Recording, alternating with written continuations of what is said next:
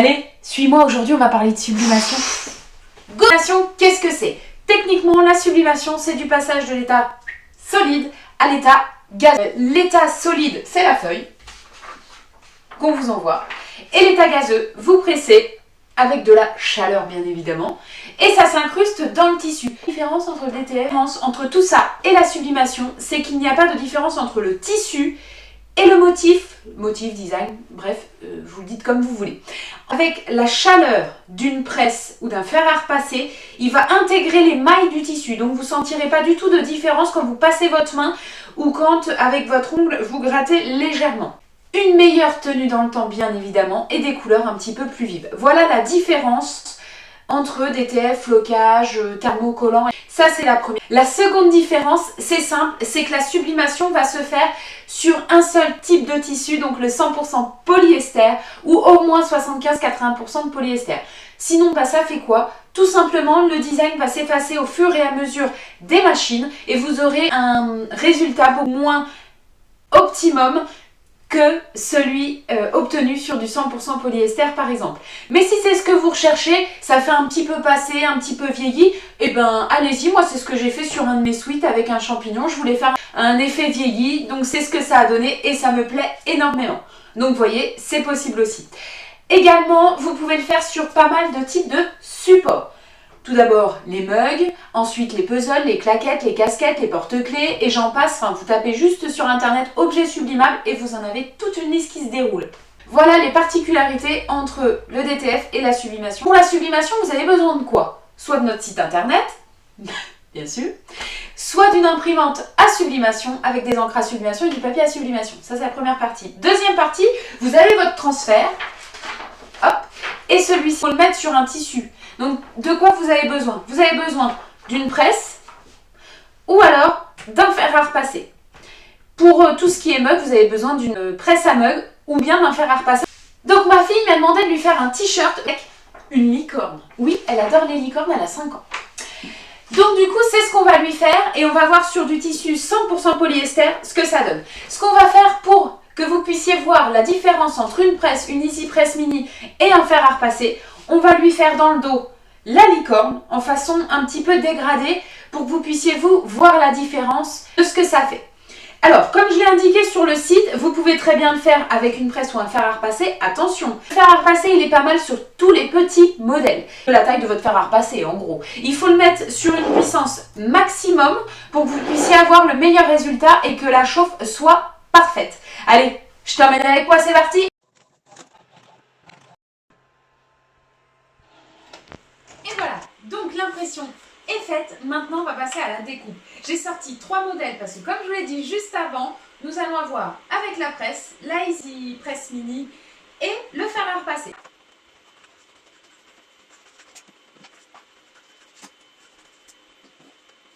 Donc là, on a bien les 3. Il va nous falloir du scotch thermorésistant parce que sinon, c'est un petit peu compliqué et une feuille de téflon ou du papier de boucher comme tu veux.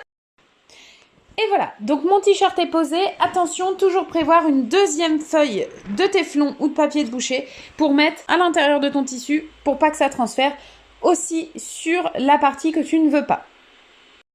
Et voilà, donc la presse chaude, donc c'est parti. J'ai mis 190 pour environ 60 secondes. Donc moi j'ai mis ceci pour pouvoir centrer l'image et qu'elle soit droite. Si tu n'as pas ça, alors tu peux le retrouver sur Amazon ou plein d'autres sites. Tu peux faire également, j'en ai pris un autre. Tu le plies, tu le repasses ou tu le presses sur ce côté-là. Quand tu vas le déplier, que ce soit à l'avant ou à l'arrière, bien au milieu, tu vas avoir une ligne et ça va permettre de centrer ton design. Le design est posé, le scotch est mis, donc le scotch thermocollant, tu peux en retrouver sur Cultura, Cricut, Amazon.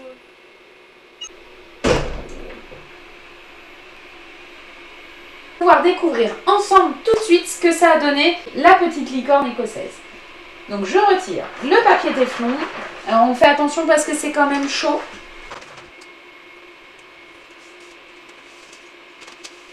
Là je te fais voir tout de suite de plus près ce que ça donne. Voilà ce que ça donne. Essaye tout de suite avec la Easy Press Mini. Donc le deuxième design est posé.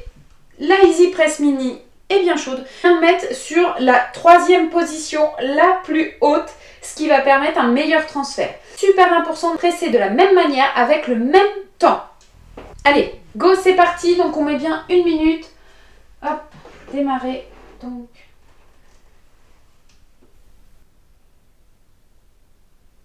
je viens tout juste de finir, donc on va enlever le téflon. Toujours attention, c'est très chaud.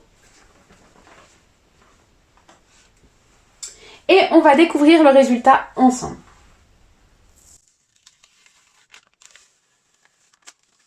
Chaque passage, c'est 1 minute. Et bien vérifier après que tout ait été bien pressé. Et ben, donc là, je vais vous faire voir une différence d'un design bien scotché tout autour et d'un design à peine scotché comme je l'avais fait sur l'autre. Vous voyez cet effet un petit peu flou? Allez, c'est parti, on fait le 3e avec le fer à repasser. Et voilà, 3e design de posé. Donc on y va tout de suite, c'est parti pour le fer à repasser. Très important, le fer à repasser, il faut bien le laisser chauffer au maximum. Moi, ça fait bien 20 minutes que je l'ai laissé monter en température parce qu'il faut vraiment qu'il soit très très chaud. Bon, vous voyez, le mien, il n'y a rien de basique qu'un calor. Je l'ai mis sur maximum, sur coton. Donc, vous n'hésitez pas à mettre vraiment au maximum. Pas de vapeur, surtout pas, parce que ça ne convient pas à la sublimation. Donc, c'est parti. Allez, croisons les doigts, espérons que ça va marcher.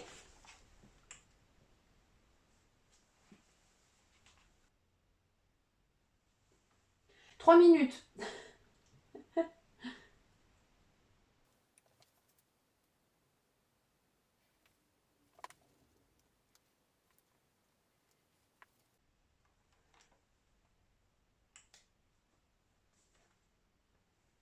C'est pas mal, mais c'est pas suffisant.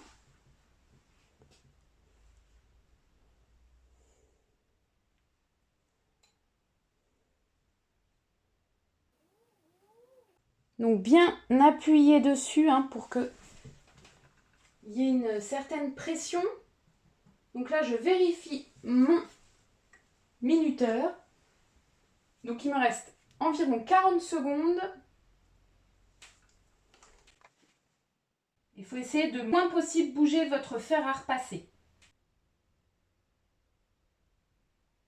Donc là, ça fait 3 minutes. On va regarder ce que ça donne. Je pense que je vais remettre 30 secondes pour être sûre.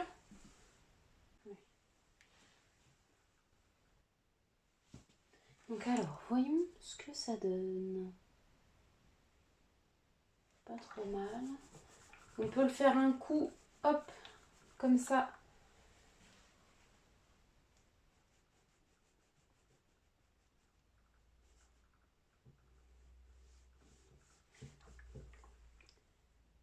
Et donc, on va regarder tout de suite ensemble ce que ça donne. Donc, voilà l'effet qu'il faut que ça fasse.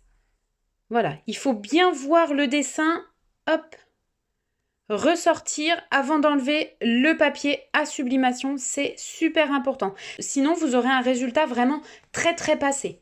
Allez, c'est parti, on découvre ensemble.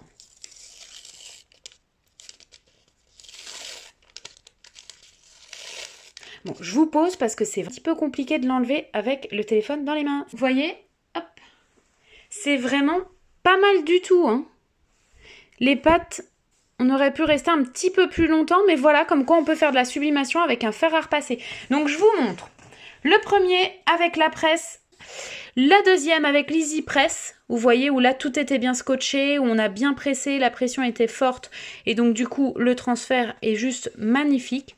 Et le fer à repasser, très très bien. Et il y a juste les pâtes qui mériteraient, vous voyez la différence, qui mériteraient peut-être d'être restées un petit peu plus longtemps. Mais voilà l'effet. Voilà, la sublimation avec l'autopresse, l'Easy Press Mini chez Cricut et le fer à repasser, c'est très bien passé. Oui, petit jeu de mots involontaire de ma part. Donc voilà, j'espère que ma fille sera ultra contente et je vous mets le résultat tout de suite avec une photo. Ça sera mieux qu'en vidéo, mais voilà ce que ça donne.